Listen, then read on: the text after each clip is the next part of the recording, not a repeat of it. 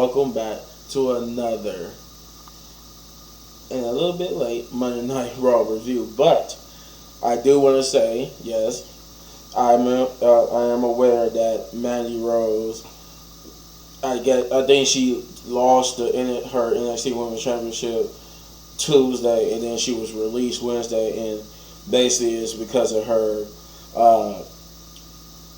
fan time. I think that's what it's called, web page. It's crazy because it really wasn't nothing that serious, but then I saw what probably got her in trouble, and I was like, oh yeah, that would do it. But it's her. Hopefully they bring her back Sunday, because she was one of the most popular things on NXT. Now over to the Raw.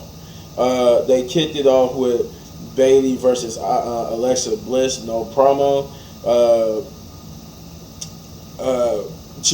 Bayley did come down to the ring with her cohorts, Dakota Kai and Io Sky, but Becky, who was furious basically over what they did last week, she ran them two off, and she had a one-on-one with Alexa Bliss, and it was a good one-on-one match, good storytelling.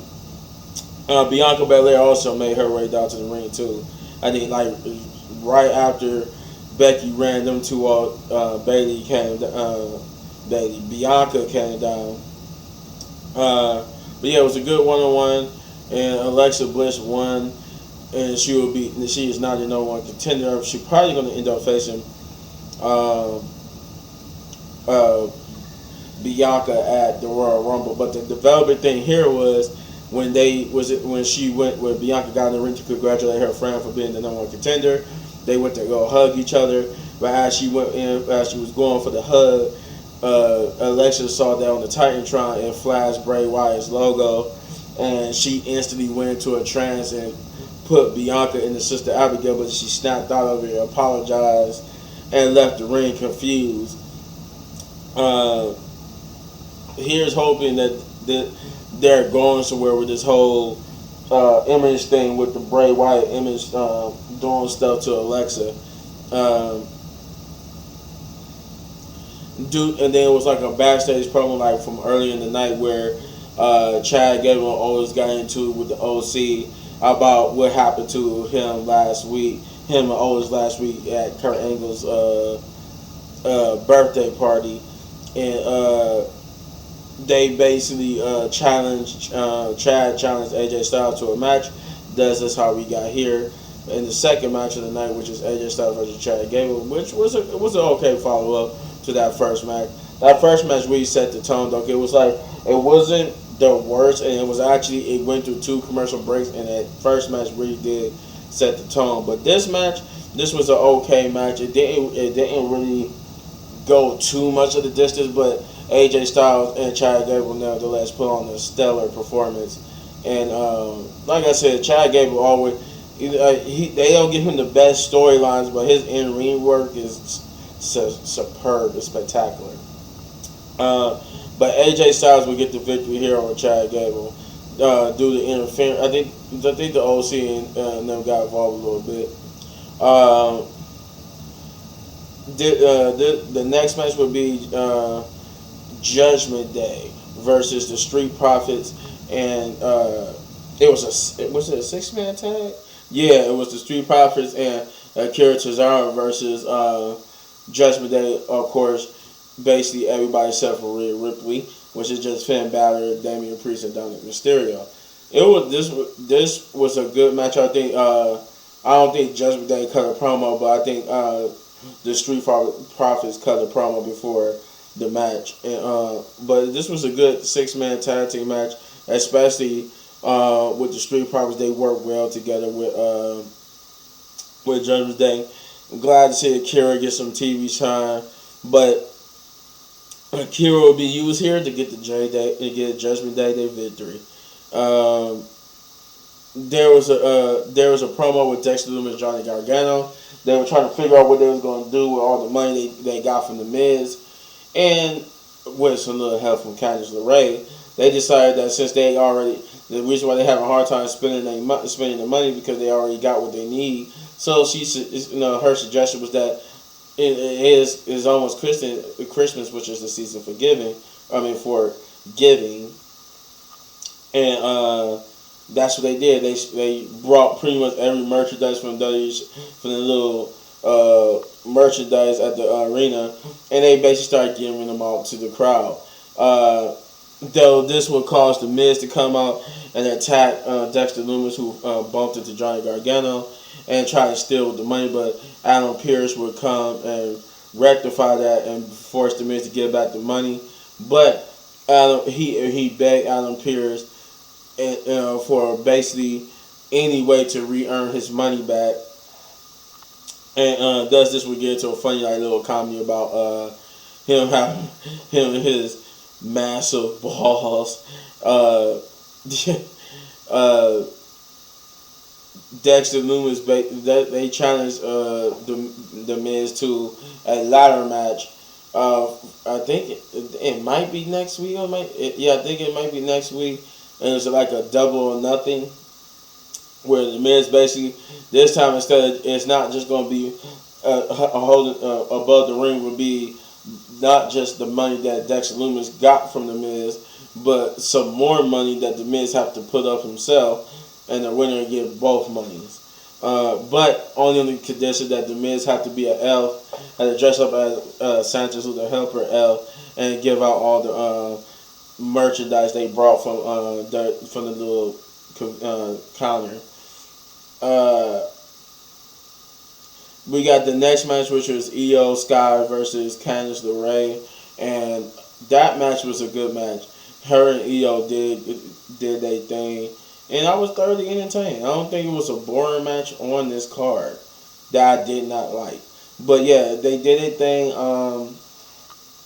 Io Sky, for the first time in a long time, Dakota Kai and them, or someone of Damage Control, got a victory here, because Io Sky will get the victory over Candice LeRae in a hard-fought battle.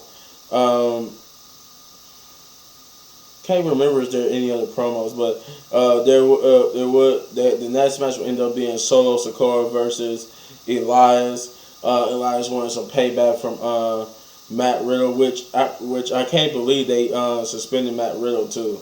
I'm like, but you don't have a wellness policy anymore. But I don't know, that's weird on that front. But yeah, so Elias wanted vengeance against Solo for what he did. I like the little. This was a promo. Now that I realize it, Elias had one with Kevin Owens where he basically wanted Kevin Owens to be in his corner against Solo in the Bloodline, and which was weird because it was the only people that was there was Solo and Sammy. Like even the Usos wasn't there, but Kevin Owens got into it with Elias, saying he hadn't forgot what Elias put him through. He said that was my brother Ezekiel, but he was like Ezekiel. Even I was to believe that you still put me through crap, and then he said, you hit me over the head with the guitar. He said, look, that was the past, and I need you. Kevin Owens just was like, you. He just walked away. Then he came back and looked at him like, did you really just, like he was saying, like, did you really just say that you need? Then he just walked away again. But the match between Elias and Solo was an okay match. Solo mostly dominated. But the story was that afterwards, when Solo won with a spinning Solo, he was getting ready to do what he did to Matt Riddle to Elias, but Kevin Owens would come out and fend both of them off. And then when Elias tried to basically like thank you man, he put his hand on his shoulder, was like thank you man. He turned around real quick, stunning Elias. We got the next match, which is Asuka versus Rhea, which was a good match. Here, as I noticed though, that Asuka had a little bit of a costume change, which is somewhat of a story that they're telling without actually having a promo with her. They're telling that she's going through some type of change. She's trying to, and from what I'm hearing, it's like she's trying to go back to form or go back to a persona that she used before she joined WWE or something like that. But either way, it's they starting to change because she wasn't where she's starting to. It looked like she's getting to a darker her because she wasn't wearing her usual bright colors. She wore like some dark, like black, mixed with a little bit of dark green and stuff, colors like that. Um, and no face paint too. I think she sprayed the mist on Dominic Mysterio, but Rio ended up still winning with the Riptide because Dominic Mysterio interfered one too many times. Then we got the main event where Bobby Lashley versus Seth Rollins. They reminded us what happened last week, and this was a good match. This was a good match between. This was a good main event between the two, and they did their thing. They did their thing properly and closed out the show properly with that match. And there were there was the almighty the mighty almighty hurt like the almighty doing the hurt lock. That's what I was trying to say. Seth Rollins attempted to do the stunt, but Bobby like basically stiffened himself up and he couldn't do anything. There were some good near falls, but in the end, Bobby went for the spear on Seth Rollins again, but Seth Rollins reversed it in mid spear to the pedigree and beat Bobby Lashley 1-2-3 to become the new number one contender for Austin Theory's United States Championship. I forgot Dolph Ziggler. Speaking of Austin Theory, he did have a promo talking about how undeserving Austin Theory was of being United States champion. But afterwards of the match with Bobby Lashley was furious. He got into it with the referee. Another referee, I think, came down trying to calm him down, but in the heat of the moment, I think he accidentally like just elbow or shoved the referee, and then pretty much he got into he got into a little arguing with Adam Pearce, who he did try to walk away. He did try to walk away from Adam Pearce, but Adam Pearce kept trying to get in his face, and Bobby would shove Adam Pearce. They bleeped it because I think Adam Pearce said a cuss word and fired Bobby Lashley. But then we got like a day later video from Adam Pearce saying that he rescind the firing, that Bobby Lashley is not just fired, but they will have a talking with Bobby Lashley to see how they can move forward. But yeah, when he said Bobby Lashley fired, that's how they ended the show, as Bobby Lashley was confused on the fact that he just got fired. This was a good story-wise match episode of Monday Night Raw, and I'm going to give it a 7 out of 10. This was a good one. This was a lot better than what they did with SmackDown, because they told a lot of good stories and set up some future storylines here. Unfortunate things happened this week, like Mandy Rose getting released and whatnot, and Matt Riddle's suspension, but not that withstanding, pretty good, decent. I haven't seen NXT. I'm probably gonna watch it a little later, but you let me know in the comments down below. Yeah, I did say it right. 7 out of 10, big ups. You let me know in the comments down below what you thought, and if you enjoyed this video, hit this button right there in the upper right corner for all of my WWE reviews. And if you enjoyed the video so much you want to support the channel, you know what to do, guys. Hit those buttons, and as always, hit any one of these videos for more of my amazing content. But don't go anywhere. Got more. Peace.